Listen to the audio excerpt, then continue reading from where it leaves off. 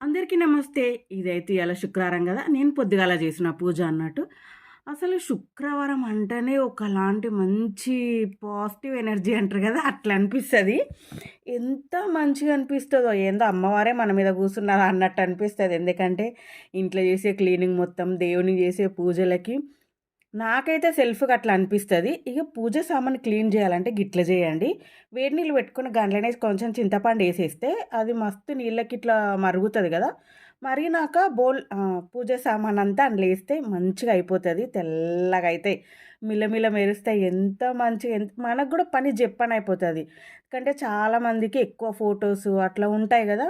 అందుకని ఎక్కువ పూజ సామానున్నప్పుడు ఇంకొంచెం పెద్ద గంజు పెట్టుకొని దాంట్లో కొంచెం చింతపండు ఆ నీళ్ళలోనే మసలేతట్టు ఏసేస్తే దాంతోటే ఇగ ఆ నీళ్ళు మసులుతున్నప్పుడు ఈ పూజ సామానంతా అందులో ఏసేస్తే మంచిగా తెల్లగా అయిపోతదన్నట్టు ఎవరన్నా అందరికీ తెలిసే ఉంటది. తెలియనోళ్ళు ఎవరన్నా ఒకరుంటారు గదా! వాళ్ళు చూస్తే గనుక ట్రై జేయండి.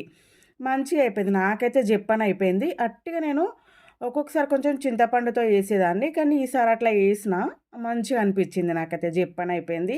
ఇక దీపం అయితే ముట్టించిన. ఈరోజైతే ఇక మనము దేవుని మందిరం అది క్లీన్ చేసేది ఉండదు గదా! శుక్రవారం జేయొద్దన్నారు.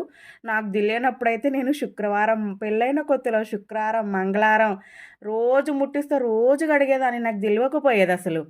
అయితే ఒకరోజు మా దోస్తుతో నేను జాబ్ జేస్తున్నప్పుడు మా దోస్తుతో చెప్పిన. అట్లా కడగొద్దే, అయ్యో! అట్లా కడుగుతారా అనంటే, ఇక అప్పటి నుండి మానేసిన. ఇప్పుడు అమాసకోసారి, పుణ్యానికోసారి క్లీన్ జేస్తున్నా. అంటే అమావాస్య తెల్లారి క్లీన్ జేసేస్తాను. మళ్ళా పుణ్యం తెల్లారి క్లీన్ జేస్తా.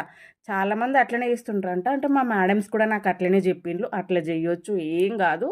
ఏదన్నా పండుగలొస్తే మాత్రం ఇగ ముందు రోజు అంతా క్లీన్ జేసి పెట్టుకోవచ్చు. దాంట్లో తప్పేముండదని.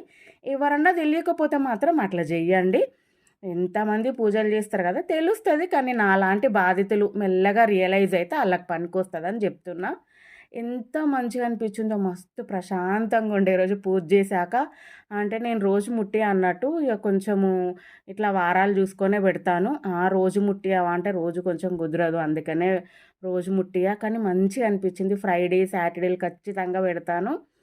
సూపర్ అనిపించింది. కానీ ఇంట్లో అందరు ఎళ్ళిపోయాక పెడితే ఏందో కొంచెం అదొకలాగా అనిపిస్తది. అందరున్నప్పుడు పెట్టలేం గదా! కుదరదు. టైంకి అంత పొద్దుగాల ఏడ కుదురుతది.